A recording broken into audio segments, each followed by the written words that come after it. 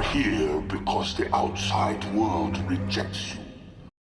Hey, what's up everyone? So as a lot of you already know, back in July of 2024, the main Ninja Turtles comics over at IDW Publishing got relaunched. And we'll go ahead and explain what that all means here in a minute. But yeah, today we're going to be breaking down the first story arc of this relaunch, titled Return to New York. This first new story arc in the relaunch ran from issue 1 to issue 6, and they recently wrapped it up, starting off this new Ninja Turtles comic run with a bang. But real quick, I think it'll do a little good if we do a little history lesson real quick and jump back in time. That way everyone's on the same page and knows exactly what's going on here before we get into the breakdown. So let's go way back in time to 2011. That's when a new era of Ninja Turtles comics kicked in. This is when IDW Publishing started their version of the Ninja Turtles with what we now call the IDW Turtles. These comics, mostly written by Tom Waltz and Kevin Eastman for the first 100 issues, and then Sophie Campbell and Tom Waltz to close out the last 50, ran for a total of 150 issues. And that's not even counting all the side stories that they did. It's a super deep lore with a way different origin for the Turtles and Splinter than you might know. It had tons of new takes on classic characters, and throughout the years, they just kept building this rich, cohesive universe. It's had its ups and downs, but the world building that they've done here, I think that's where it shines. It's this really big sandbox with so many characters. But yeah, that leads us to the year 2024. That's when these IDW Ninja Turtles hit issue 150. And at first, it felt like that was it, like they were gonna wrap it up. There were announcements at the time that the run was ending. So that's it, right? Well, no, because shortly after this, it was announced that the title, so the book, would be getting relaunched. Now, what did this mean? Some fans thought it was going to be a reboot. So they thought like a whole new continuity was coming with new Turtles and a whole new origin story. But no, that's not what ended up happening. By relaunch, they meant that they would be restarting the numbering of the comics with a fresh new #1, but keep the same IDW Turtles' story going. But not only that, the whole creative team behind the book would be a whole new squad. They brought in a new writer, Jason Aaron, who's known for his works on DC and Marvel, and a new art team as well would be joining him. Now, these 6 issues of the relaunch, the ones we're going to talk about today, feel somewhat familiar to the past 150 issues, as it is the same continuity, and naturally their history from those books came with them. But at the same time, the tone feels all new. It feels heavier or something. That's the best way to describe it. You can tell that these turtles have been through the grinder from all the stuff they went through in their past stories. It's something that you can really feel in this first arc. So why all this history? Well, I guess I could have skipped it since a lot of you probably already know this stuff. But yeah, like I mentioned before, just kind of doing it for the new readers, and it also serves as a recap. That way we're all on the same page. But now that we're done with that, let's go ahead and break down what's going on in the actual story, what's happening in this relaunch, who's who, what's carrying over from the previous 150 issues, and also how do some of the side story books tie in, as there are a couple of those still going on. Let's go ahead, check it out, put it all together. That way you know what's going on.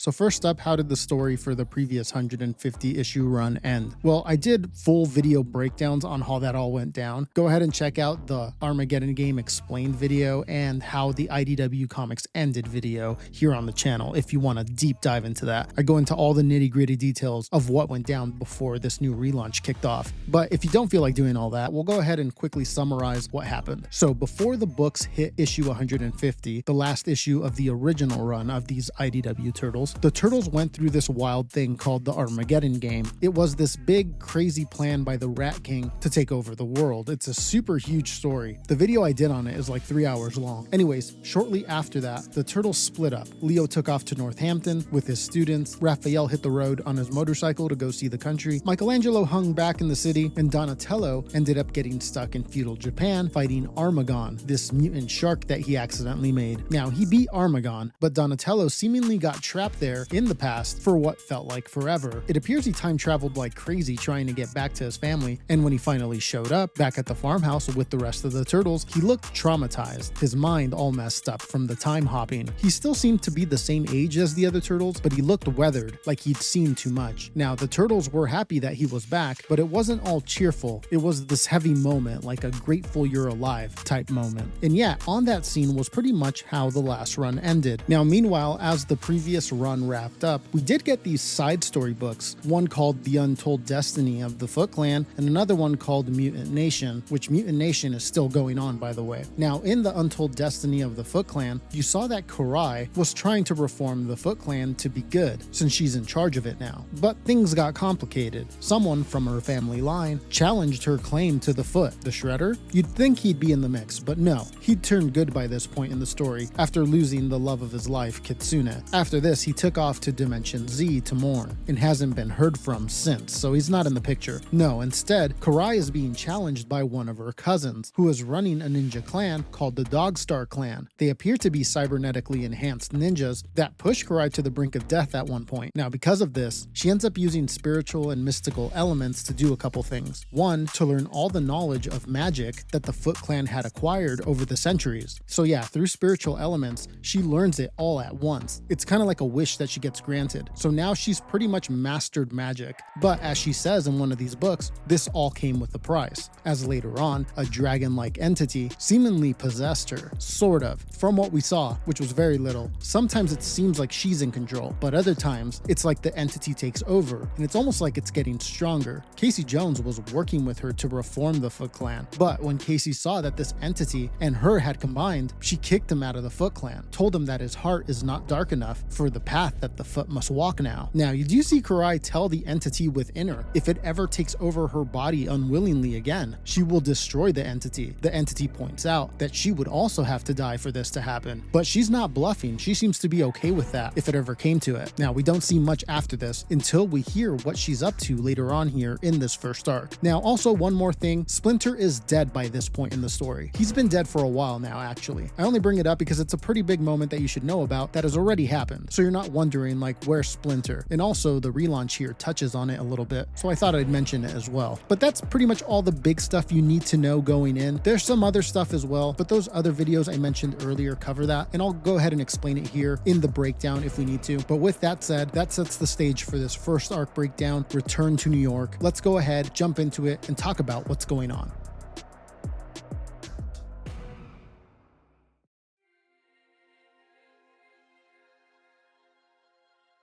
So issue 1 focuses on Raphael. The story kicks off way out on the West Coast, San Quentin State Prison. We see that Raphael's locked up in there, but we don't know exactly why. It has yet to be revealed. What we do know is that he wanted to see the country on his motorcycle, something that he made clear in the previous comics run, and it seems that that's how he ended up on the West Coast. Now, this is happening, by the way, a few months after the last comic book run ended, like in the storyline, so there's been some time in between, and one of the side books that we spoke of earlier, Mutant Nation, is filling that gap in, but there's no word yet in those stories of how Raphael got locked up, although it does seem like they're going to show us at some point. Now, it's apparent that the other inmates in this prison do not like Raphael being there. We can see that they're side-eyeing Raphael pretty hard, and while yes, in this continuity, mutants existing has been made public, it hasn't been for that long. Like, it just happened somewhat recently, when a mutant bomb went off in New York and turned a bunch of humans into mutants. Again, this happened in the last comic book run, and for the most part, since then, mutants have pretty much been contained to New York until very recently. Raphael is probably one of the very few mutants to be on the West Coast. So because of this, all the inmates are like, what is this guy? All suspicious, getting ready to shank him, but too freaked out to try. We learn a little more of what Raphael's experience is like in here. One evening, after lights out, we see Raphael is chilling in a cell when he hears something. Some of the inmates are busting out through the sewers underneath the prison. Raphael's on it. He chases them down, and it gets pretty brutal when he catches them. They try to fight him, but he begins beating the crap out of them. Teeth flying, blood everywhere. At one point, one guy tries to use a shiv to stab Raphael, but it breaks on his shell. This is when Raphael goes beast mode and knocks them all out. As he stands over them, you see he starts reminiscing about his brothers. Flashes of the good old days with Leo, Mikey, and Donnie pop up, but you see that it's bittersweet. Something has driven them apart from the last time we saw the turtles all hugging when Donatello returned from his time traveling. What exactly? We really don't know yet. Anyways, Raphael snaps out of the reminiscing and says all of that is best forgotten. Shortly after this, alarms are blaring as the knocked out bodies of the inmates are found. Guards swarm into the prison, and this is when we meet the warden, Warden Starnes. You see him doing a head count, making sure everyone's accounted for. Now the next day, Raphael is out in the prison yard, and he's with the warden. You see them talking, and it's revealed that the warden, Starnes, has got somewhat of a deal with Raphael. Apparently, there's mad corruption and bloodshed in this prison, and he wants Raphael to sniff it out, figure out who's dirty, and if Raph's successful, the warden will pull strings to get him out of there. Freedom appears to be on the table. Although Raphael seems to like it in here, he calls it home, and it also becomes apparent that he could probably escape whenever he wants, as is made clear a little later. He seems to just like being here so he can beat people up. Anyways, we see that a bus pulls in with new inmates, and 3 of them catch the warden's eye. He tells Raphael that these guys have been trouble everywhere they go, to keep an eye on them. Now that night, while Raphael's in his cell, he spots a dead guard on the floor, and it's like right next to his cell. Now mind you, Raphael's ninja senses are razor sharp, and he didn't hear a thing. This guard has been sliced up silently. No messy shiv wounds either. These are clean, precise ninja blade cuts that killed this guard. Raphael's instincts kick in, and he escapes out of his cell and climbs the prison wall to the roof, thinking someone must have broken in, and that maybe he can catch them as they escape. Up top, he encounters 3 ninjas that seem to be waiting for him, and Raph can immediately tell that it's those new prisoners from the bus earlier. Raphael also says that he can tell by their eyes that they have taken a vow of silence, that they've removed their own tongues as an offering to their master. So yeah, no chit chat, just action here. A fight erupts, and this one's nastier than the one earlier in the sewers. Ninja stars flying, hitting Raphael, blades slashing him, but luckily Raphael has books taped to his chest and his arms from his cell that serve as armor a little bit. You hear him say that he can tell by their fighting style that it's the Foot Clan. You see that he starts getting the upper hand and even begins to talk a little bit of smack to them. It's almost too easy, but then it hits him. Something makes him realize that these ninjas aren't after him, they're a distraction. Raphael bolts to the warden's office, and you can see that they were actually there to kill the warden. You see 2 sai stuck in his chest. The foot ninjas have framed Raphael for murder. You also see that the warden's safe is open, which means all the evidence of Raphael's deal with the warden is gone. Someone's screwing Raph over here. Everyone's gonna be coming after him for this now, especially if he tries to leave the prison. Now, to make matters worse, security walks in just as Raphael is discovering the warden's body. They haul him back to his cell, but Raph's not staying put. We see that pretty easily. He escapes through the same sewer tunnels from the start. Now, even though it was hinted at earlier that something caused the breakdown between him and his brothers sometime before the relaunch, they're still brothers, and so he has to go warn them that the Foot Clan is bad again. And yeah, this is where we leave off with Raphael. Now, the final scene of this first book shifts us over to New York, and we find ourselves on a bridge. Police officers pull over someone named Carmichael, the current district attorney of New York, and they quickly handcuff him. Then a man named Hale, a shady figure running against Carmichael for DA, walks up. It's clear that Hale is corrupt and determined to secure his victory to become the new DA. He approaches Carmichael and reveals his plan. He tells Carmichael that the cops have planted drugs in Carmichael's car and that they'll make it look like he couldn't handle the shame of being pulled over with drugs on the eve of his election, and that Carmichael in handcuffs jumped off the bridge to end his own life. Carmichael, shocked, yells at Hale like, "What the hell are you talking about?" But before he can say anything more, the cops shove him off the bridge, killing him. The scene closes with Hale watching Carmichael hit the water as the officers stand behind them, and he tells the officers to tell Karai that the city is ours.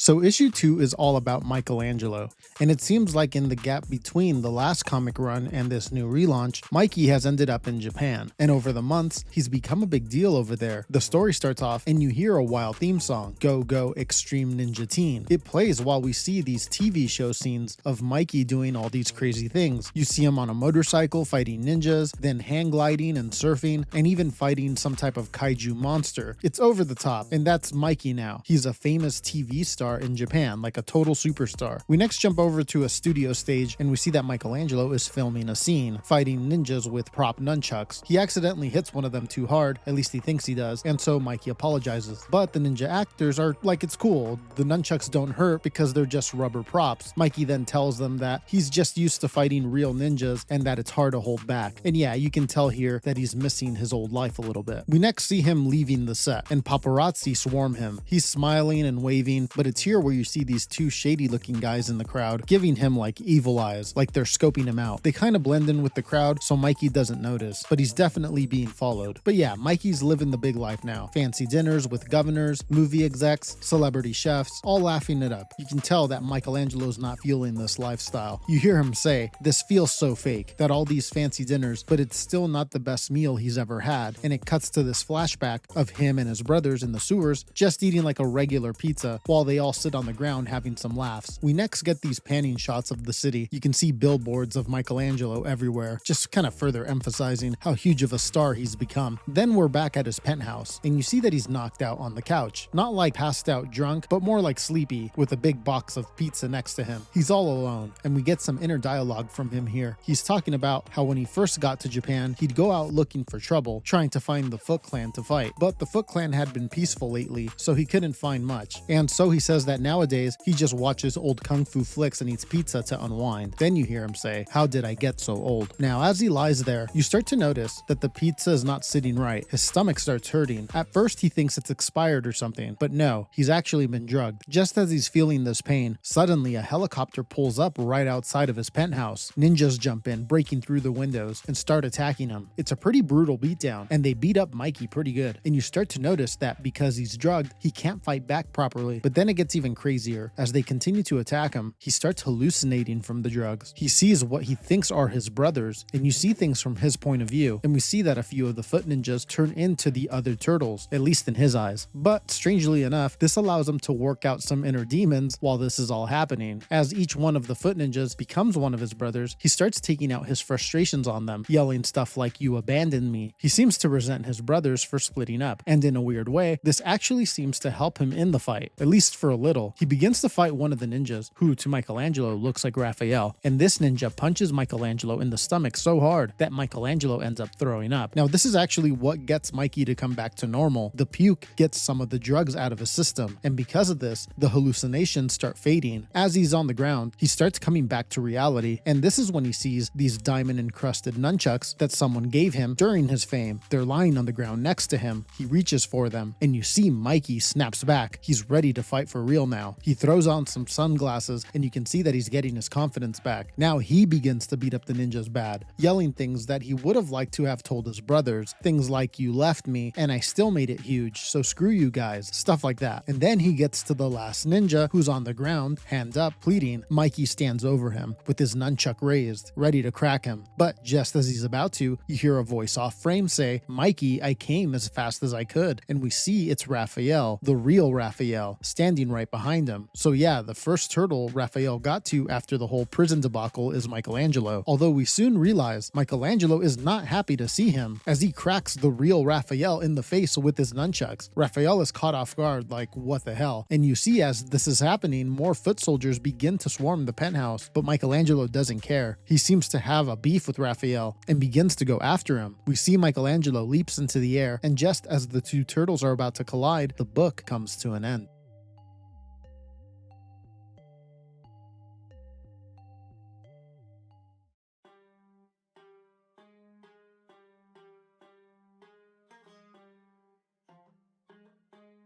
The next book, issue 3, is all about Leonardo, and this time we're all the way out in the Ganges River in India. This is where Leonardo has been hanging out for the last few months, since the last run ended in issue 150. The story kicks off with Leonardo in a rough spot. You see him covered in arrows, all bloody, standing by a big campfire where he's burning dead soft-shell turtles, mud turtles from the river. You can tell something bad is going down, but we flash back to when he first got to the Ganges River 9 months ago. And you can tell that he's been soul-searching hard. You hear him say that he's looking for redemption, direction, and maybe even salvation. You can tell that the turtles splitting up has hit him pretty hard. He talks about how the Ganges has these funerals by the river, and that sometimes half-cremated bodies wash up on the bank. And that's where these mud turtles come in. These soft-shell little guys eat the corpses. And then we see that he goes out and seeks out these soft-shell turtles. And it's weird seeing this mutant turtle with these like regular ones. We see that he offers offers himself to them, but they just ignore him and scatter back into the river. You see him bowing down, waiting for them, but nothing happens. They never come back, at least not for a while. Then he says, "I understand, thank you," like he's learned something. Seems like something having to do with patience or fate. Next we see that Leonardo heads inland a little bit, not far from the shore where he was just at. He digs a hole and buries his katanas into the ground, and then goes back to the shore and waits for the mud turtles to return. Days go by, rain, floods, dry spells, and he's still there, getting weak now as he waits. One night he collapses, and finally, just as this happens, one of the little mud turtles bites his finger, but it's just one that returned, and something about this sets him off. He yells at the mud turtle, saying, "You guys are like my brothers, all gone. You don't want me either." And then we see that he gets up and leaves, but just as he does this, he senses people coming, poachers hunting the mud turtles to sell for medicine. Leonardo watches as the poachers catch the turtles, and he begins reflecting on his brothers and Master Splinter. He feels like he's lost everything, his family, his clan. He's rotting inside pretty much, and all of this flips a switch, and he begins attacking the poachers. He beats them down pretty good, and after that, almost like this was some type of a test, you see that the mud turtle community begin to accept him. You see them crawling all over him, celebrating almost, and you see Leonardo smiling here. It's like he's their turtle king now, or protector. We see that a little bit of time passes. He meditates with them now, and you hear him say that the poachers don't come around anymore, and we even hear him say that he thinks he'll stay there forever. But if you remember from the beginning of this book, this is a flashback, and now we're brought back into the present, and something has happened. We see that some of the softshell turtles are dead, and Leonardo's all shot up with arrows. You then see some foot soldiers on the ground knocked out. Some of the remaining mud turtles begin nibbling at them, but Leonardo tells them to get to safety, although he adds that they probably deserve it. But then you hear helicopters, and just like we saw with the Raphael in prison and the Michelangelo in Tokyo stories, this is a big coordinated attack by the Foot Clan. More are coming. Leonardo remembers that his katanas are buried in the jungle, and he bolts over and starts digging them up. And just as he pulls them out is when the foot soldiers begin to surround him. You see that they have laser pointer crossbows, and you see all these red dots marking Leo. He's in trouble. But Leonardo's not playing around. You see that he begins to unsheath one of his katanas, and what seems like in a blink of an eye, he takes them all out. You can also see here that he seems to have also taken down some helicopters as well in his assault. Looks like he went super beast mode here, a super cool Leonardo moment. After this, you see him thinking to himself that he came here for salvation, to give himself to the mud turtles, but he realizes that he can't forget his past or sweep it under the rug, that the lessons he's learned here is to look back, learn from it, and move forward to find his brothers and be the leader he's always been, but better this time. He sees one smoking helicopter still working and trying to land nearby. The pilot jumps out into the river and begins yelling, "I can't swim." So Leonardo drags him out, but then proceeds and smashes his face into the dashboard of the helicopter to start it back up again, then tosses him back into the river. Seems like the helicopter needed some kind of facial recognition to start. Leo hops into the helicopter, and he sees where the Foot Clan's next target is. It's Michelangelo over in Japan, and so Leonardo plots a course and heads off. As he leaves, we see that the mud turtles swarm the knocked out foot soldiers on the ground, likely to eat them. We jump over to Tokyo, back to that cliffhanger where Mikey was leaping at Raphael, and Michelangelo is pissed. You see him venting as they fight, saying stuff like, "You guys are jerks, I made it without you," stuff like that. But Raphael's trying to get him to focus. He says that he knows they got issues, but that they should probably focus on the Foot Clan, who you can see begin to surround them. The foot soldiers are watching, confused, as the two turtles fight. But then Raphael mentions that Raphael, was in prison, and this causes Michelangelo to pause, as this is all new information to him. But just as he stops, the Foot Clan begin their attack again, this time going after both turtles. Michelangelo and Raphael fight them off, but as they do, you can see that Michelangelo gets some cheap shots in on Raphael as well, elbowing him in the head, things like that. But the fight rages on, and as it does, we suddenly get a helicopter that crashes into the penthouse, taking out all the foot soldiers. You see that everybody gets killed or knocked out except for Raphael and Michelangelo. They help each other up, but then Michelangelo hits Raph in the face again, and they're about to go at it, but then you hear a voice say stop, and it's Leo stepping out from the wreckage. You see Michelangelo is like, "Oh great, now there's two jerks," and you can tell that Raphael is annoyed at Leo too, but Leonardo's all business here. He says there's no time for this, more foot soldiers are coming, and we need to move. Now they haven't seen him like this in a while, so this kind of shuts them up, but then Michelangelo begins to walk off like whatever, but Leonardo gets his attention as he says they gotta find Donatello, that he's the Foot Clan's next target, and that he's learned from the helicopter where Donatello is. But yeah, that's where this book ends.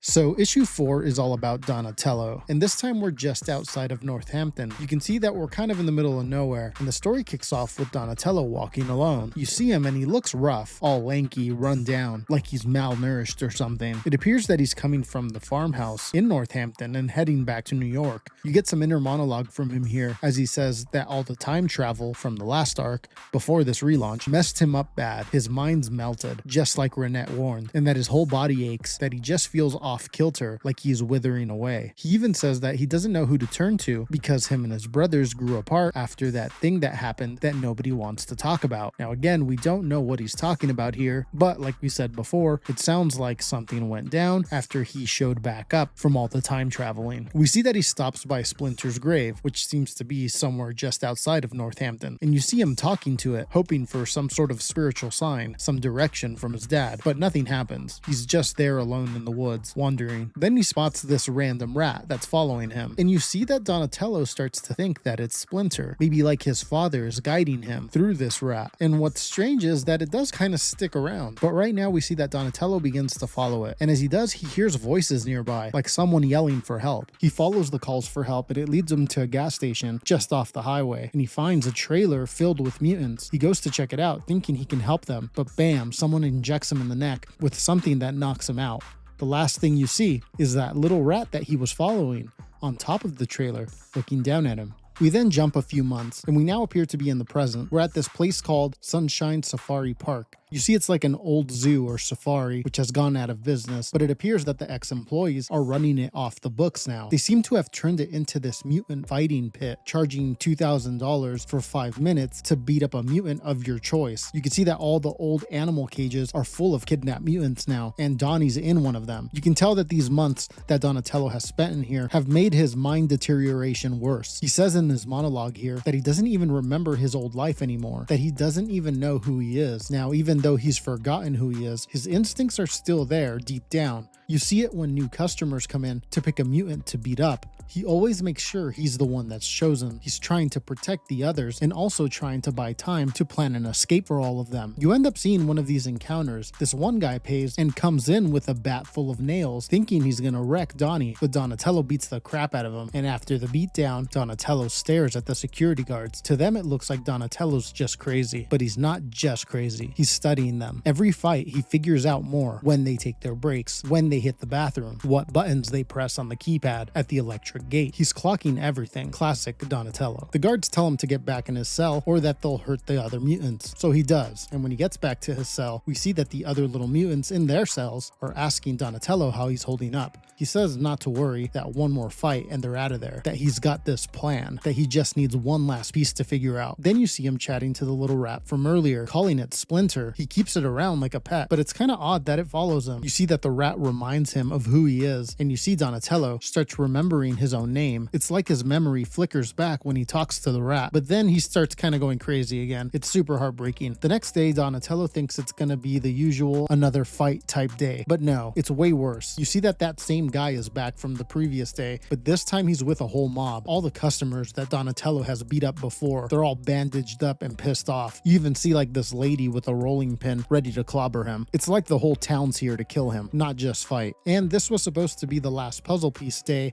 for their escape plan, so yeah, it's gonna be a little more complicated than he thought. He rushes in, but they start beating him bad. They just got him outnumbered, although this causes him to snap and he rages out and knocks them all down. He makes a beeline for the gate and he punches in the code. It only takes a few tries because he had narrowed it down watching the guards these past few months, and so he breaks out of the little pen that they're all being held in. Now the security guys are right outside of that pen in their office, and they try to stop him, but he wrecks them too. He gets to their computer trying to figure out the password to unlock unlock all the mutant cages. You see that he knows the security guys' kids' names, birthdays, what they eat, all from watching them these past months, and that's how he ends up cracking the password. But by this time, the mob of people are now getting up and coming at him again. As they come towards him, Donatello spots that there's a water cannon that the guards use to control things, and so Donatello acts quick and throws a wrench at it as he types away, unlocking the cages for the other mutants. The wrench hits the water cannon and turns it on, which causes that mob to get blasted back into an electric gate. Now, as they're all getting electrocuted, we see that the mutants are released and are now free, and so this is Donatello's cue to exit as well. He heads to the main gates, but this, unfortunately, is when the Foot Clan rolls up at the same time. They just happen to show up at this moment. It's not like they're part of this fighting ring. At least I don't think they are. Now, Donatello's memory is shot,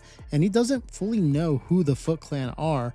And you can see that he sorta kind of remembers them, but before it clicks, they start throwing ninja stars everywhere. They don't care who they hit. So Donatello, being Donatello, ends up turning around to save the captors and the mob that were just trying to kill him moments ago. Donatello tries to shield them with his metal shell, which, just so you know, he got in the previous run, the previous 150 issues. It was when Bebop and Rocksteady smashed his regular shell. He almost died, and they had to replace it with this new artificial shell. I did a whole video on it. Make sure to go check that out afterwards if you want to see how that went down. But yeah, Donnie says that this selfless act makes him remember that he's a son of Clan Hamato, the man that Splinter raised. This is when he grabs a handle off a nearby cart and snaps it off, pretty much now wielding a bow staff, and he goes off. He whoops the Foot Clan's asses single-handedly. Now we jump to the outside of the facility, and you see that the mutants that he freed are all running off, and at the same time, we also see that the other Turtle brothers, Leonardo, Raphael, and Michelangelo, are rolling up in a private jet. This jet has Michelangelo's face on it. Looks like over there in Japan, as a famous TV star, they gave him a jet. Anyways, they're pumped, ready to fight. Seeing that the Foot Clan choppers are already there, they rush in. But when they go inside, they see that it's already handled. Donatello has taken out all of the foot soldiers, and Donnie's just standing there looking crazy with that little rat on his shoulder, although you can see that it was killed in the brawl, hit by a ninja star. But Donatello doesn't realize that it's been killed. He just tells his brothers, look, Splinter's back from the dead, and the look on their faces says it all. They know something's seriously wrong with Donatello. But before they can address it, you see that Donatello gets serious and says, so the Foot Clan's after us again, just like old times. And that's where we leave off here with the Turtles. But there is one more scene here in book 4. We cut back over to New York City, and you see that Hale guy again, the shady DA from issue 1 that killed his rival by pushing him off a bridge. Remember that guy? You see he's like in this abandoned office building talking to a bunch of foot soldiers. He calls them his special task force. We then hear him say that he wants to carve out the mutant problem, that it's made the city soft compared to when he grew up. And you see behind him wanted posters of the 4 Ninja Turtles. Not much else is said here, as that is where this book ends.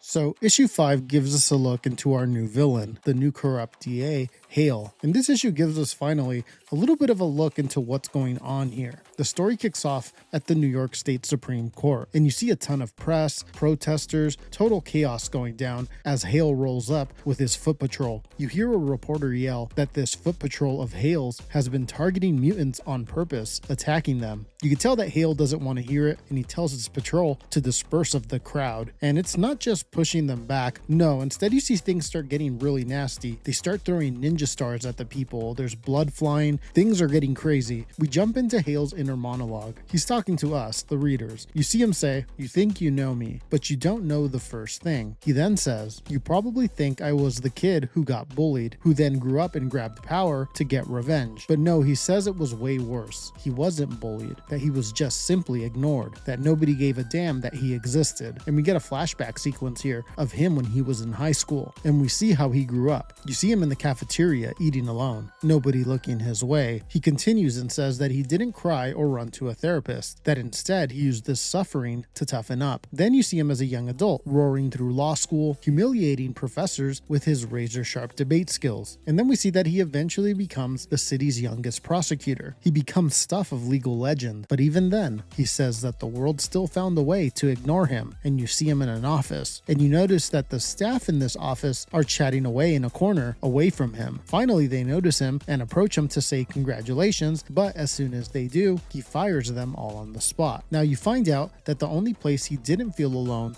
was with his parents. and you see him visit them. They seem like a sweet old couple, proud as hell, the kind that like to brag to their friends about their son. Now you can tell that they mean a lot to him, and we see with his prosecutor money that he's making now, he buys them a nicer apartment. Now they're humble people, and for them this upgrade makes them feel like they're rich now, but unfortunately this is where things get dark. You see Hale says that he thinks someone must have thought they were loaded as well because of this new place, and we see that one day when he goes to visit them, he finds that they have been killed. The cops inform him that it was a robbery gone wrong, but you see when he finds the bodies that they're all shredded and tore up. You can tell that this wasn't a normal robber. The cops say that the killer was described as looking like some kind of an animal, so they're pretty much letting him know that it was a mutant. Like we discussed earlier, mutants live amongst the humans now. Now, after the funeral, you see that Hale goes to a bar. He's drunk and pissed off about what happened. He's venting to the bartender, calling mutants losers and weak, but then suddenly Bebop and Rocksteady step up behind them. If you didn't know, these guys work for Karai,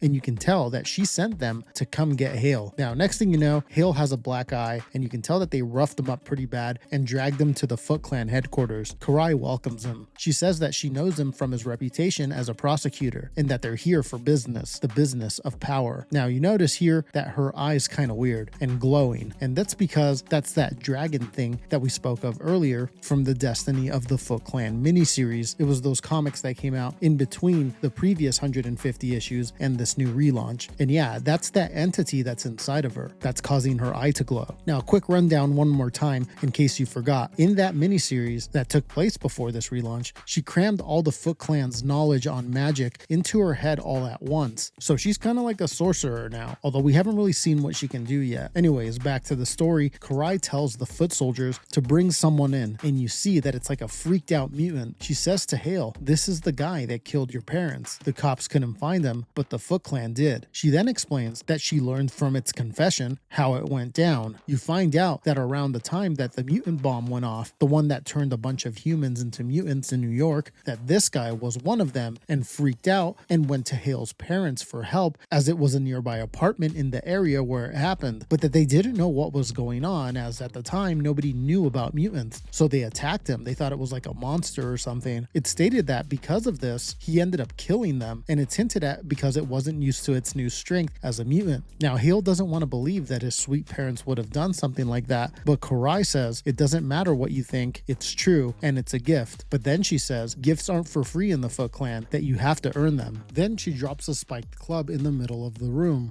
Joker style, like only one of you is gonna walk out. And you can see Hale's like, what is this? And you kind of get the sense that she's testing him, like, does he have the guts to kill his parents' murderer? You get the sense that she needs him for something big. But anyways, Hale doesn't want to play along. He's a bitter guy, but he's not a killer, at least not yet at this point. If you remember, this is a flashback. This is all happening before he pushed that guy off the bridge. Now, the mutant doesn't wait and bolts for the spiked club. When Hale sees this, he panics and starts to go for it too, but the mutant's faster, and Karai sees this and throws a ninja star, hitting the mutant's leg, which knocks it down. Hale gets to the spiked club first and grabs it and stands over the mutant. At first he hesitates, he doesn't want to do it, but then he remembers his parents and he starts calling the mutant a monster. He raises the club to smash the mutant's head, but just as he's about to do it, Karai grabs his arm and stops him. He seems to have passed the test. He can stomach killing. Hale breaks down crying. You can see that he's shook. He almost killed someone, and up until this point he hadn't done anything like that. Now, come to find out, Karai reveals here that she just recorded that whole incident. Not only was she testing Hale, but she was also blackmailing him. She tells him, do what I say or everyone else sees this. But Hale tells her no, that he doesn't want to break the law. But then she tells him that I don't need you to break the law, I need you to become the law, as she hands him a vote Hale button. We're seeing her kick off his DA campaign. You can tell she picked him because he's qualified and broken, easy to manipulate after his parents' death. But as we get hints of here soon, it's possible that maybe he's playing her too. We cut back to the present at the courthouse where we originally started. good. And we see that the foot patrol is still wrecking the crowd outside, but it's at this moment that Casey Jones shows up, and he's pissed at what he's seeing. You see, up until not long ago, just before this relaunch of the comics began, Casey was working with Karai to make the Foot Clan good. So seeing the Foot Clan do all this is crazy. Now, just for reference, he and Karai split ways when she ended up getting possessed by that dragon entity, so he no longer works with the Foot Clan. But yeah, he was just recently a part of them not that long ago. And with that said, he doesn't like what he's seeing, so he just starts going after the foot soldiers, but there's too many and they end up restraining him. We get a short time jump, and now we're at that abandoned building where Hale meets with his task force, and you see that they drag Casey in. You see that Hale is there, and Hale knows who he is. He says your lawless vigilante days are done. This is where Casey tells him you're just Karai's lapdog. Where's the real boss? This is where we get a little hint at what Karai may be up to, as Hale tells him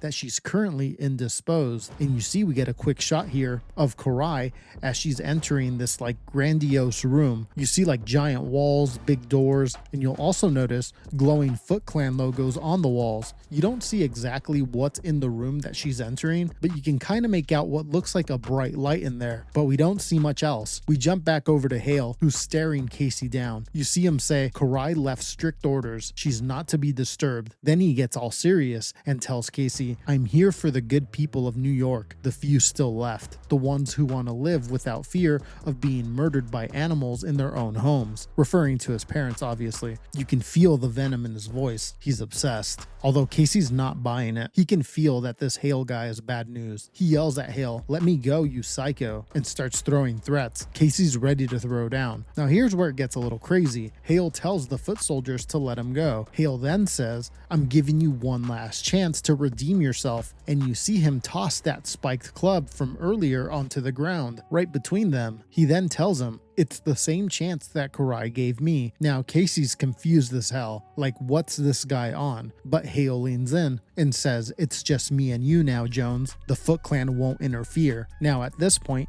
Casey thinks this guy's lost it, but at the same time he's like screw it and makes a break for the club. As Casey runs, we slide into another inner monologue from Hale. This time he's talking to his dead parents. You hear him say, mother, father, I'm finally doing it. The work I was always meant for. Serving this ungrateful city, whether it likes it or not. He continues here as we hear him say, my benefactor, Karai, left me with one objective before she disappeared, keep the Foot Clan's enemies occupied. He also says that she gave him his own squad of highly trained killers, assassins already spread across the world, like the ones we saw hitting the turtles in issues 1 through 4. His monologue keeps going, and we hear him say that he, Hale, will have an even greater weapon soon, the entire city, a city remade in his image, and what that means for the mutants of the Hamato clan, a city of death. Now, while this whole monologue is happening, we flash to something Hale did after Karai went away.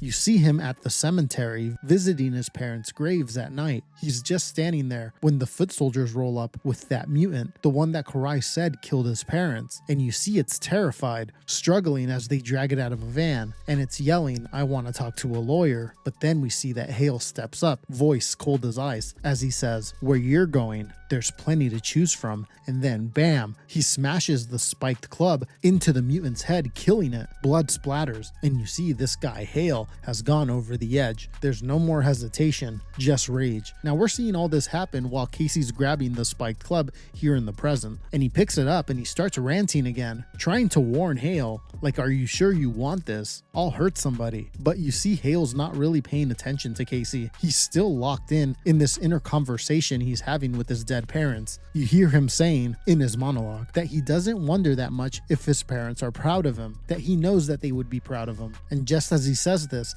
we see Casey charging at him with that spiked club, and right as he reaches Hale, Hale whips out a gun and shoots him, and you see Casey stumble back, falling to the ground. Hale stands over him and says, my name is Hieronymus Hale, King of New York, but we don't get any more details, as that is where this book ends.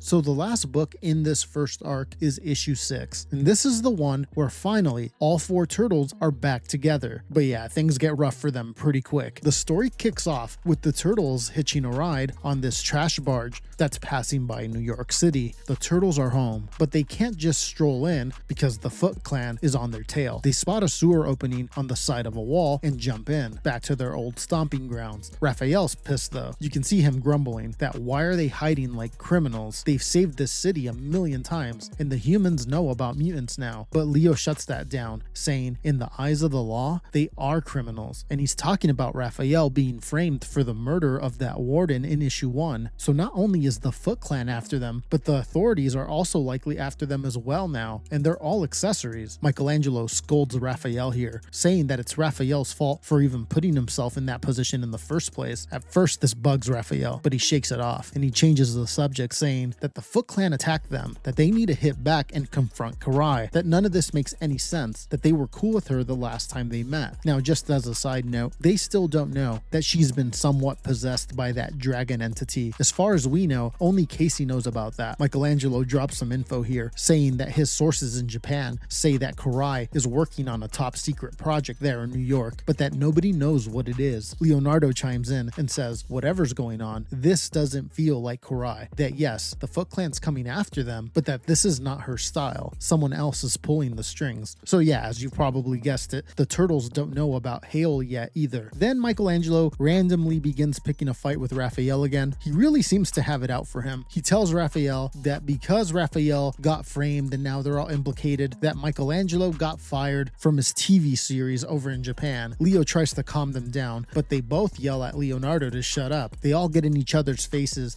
and you can see that Donatello is watching this, and it's making him uneasy. He's still not all there mentally. He's also still holding on to that dead rat from issue 4, thinking it's Splinter reincarnated. He doesn't even realize that it's dead yet, and no one has the heart to tell him. Donatello tries to calm down his brothers, telling them that Splinter says that this isn't helping, as he shows his brothers the dead rat. At this point, Mikey looks like he's about to tell Donatello that the rat is dead, but Raphael tells him to shut up. This sets Mikey off, and he begins to yell at Raph, saying he's sick of Raph telling him to shut up. Leonardo chimes in here and says, fine, I'll do it, and he also tells Michelangelo to shut up. Things escalate as Raphael punches Michelangelo in the face hard. A fight breaks out, but the panel zooms onto Donnie as he watches his brothers go at it. Donnie begins talking to the dead rat, saying things have never been this bad, but that he can't change the thing that drove them apart. Again, at this point in the story, we don't know what that is yet, but they keep teasing it. You see that Donnie is about to recall this event, but his memory fades, the time travel effects messing with him again. He tries to remember, and just as it begins to come back to him, he's about to talk about it, but this is when the Foot Clan ambushes them with flamethrowers. The turtles dodge the flames, but end up getting cornered, so they bolt up to the surface. They end up on a busy street, fast traffic everywhere, and to top it off, Hale's foot patrol, those SWAT-style foot soldiers, roll up on police motorcycles. They were waiting for the turtles. This seems like a sting operation, and since Hale is the DA now, the Foot Clan has city gear,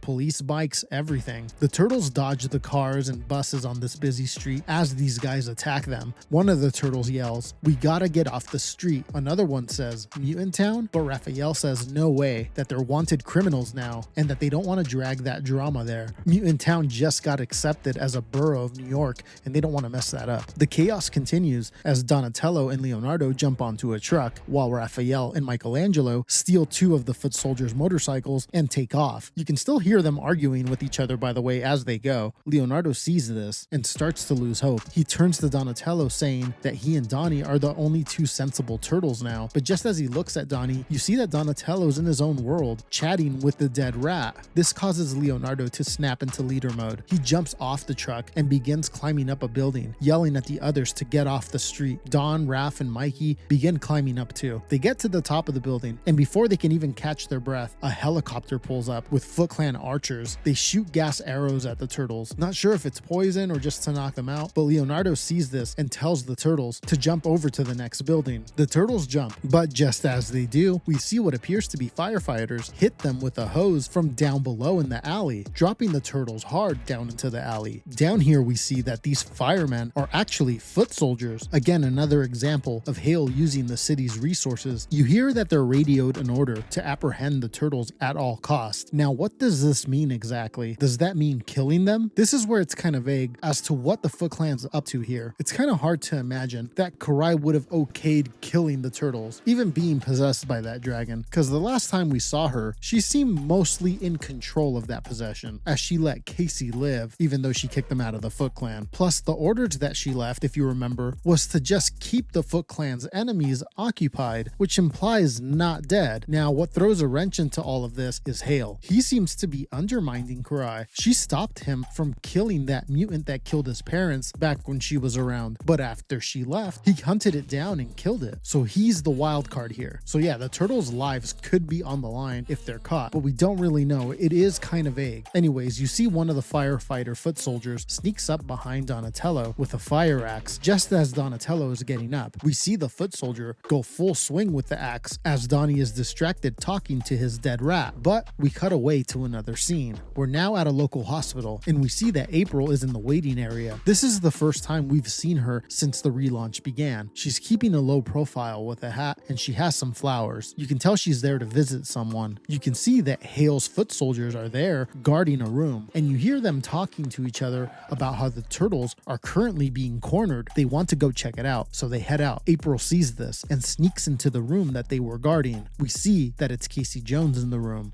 who, if you remember, was shot by Hale in issue 5. Now, he's not dead, but he is in a coma, fighting for his life, which makes you think, why didn't they finish him? Anyways, April sets the flowers down next to him and tells him to keep fighting. We jump back over to the alley, just as the foot soldier's axe hits Donatello's metal shell, and so you see his fight or flight mode kicks in and he snaps and whacks the guy with his bow staff, sending him flying. The other turtles jump in and begin beating up these fake firemen. Now this starts attracting a crowd of bystanders, and to them, it looks like the turtles are attacking real firemen. Mikey says this is bad, and we see that the crowd begins to record everything that's happening on their phones. If you remember, Raphael's already wanted for murder, and now this, the crowd turns angry and begins to surround them, and also the real cops end up showing up, guns drawn. Raphael, who's frustrated with this whole situation, gets in one of the cops' face, egging him on, but Leonardo grabs him and tells him to chill, that they can't just fight the police. Raphael says, "Watch me," and just as he's about to, Leonardo punches Raphael in the face super hard. This turns into a big fight between Raphael and Leonardo, and everybody is watching as the two go at it. Donatello pleads with them to stop,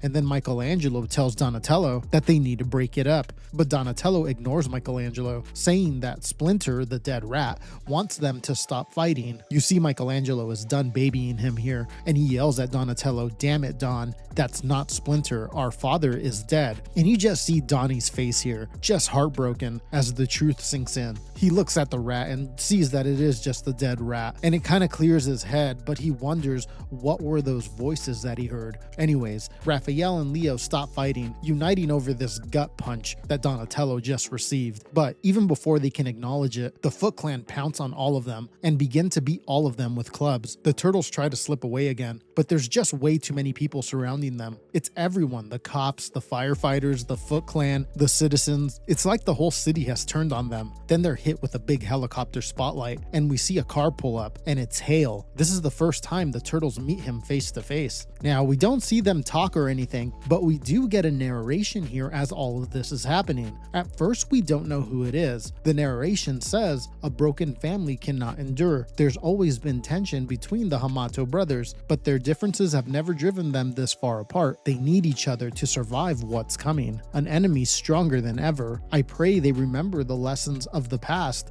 as they seek a new way forward. I pray as that is all I can do from so far away. For my students, for my sons. I pray you hear my voice from beyond the veil between worlds. We are not what we were, but what we are must be enough. 4 busted knuckles and 1 dead rat." So yeah, it's Splinter, and it seems like he's found a way to watch them and even communicate with them from the afterlife, at least a little bit. It's probably the voices that Donatello was hearing this whole time, so he hasn't gone crazy, at least not all the way. But with that said, that's where the first story arc of this Ninja Turtles IDW Comics relaunch ends.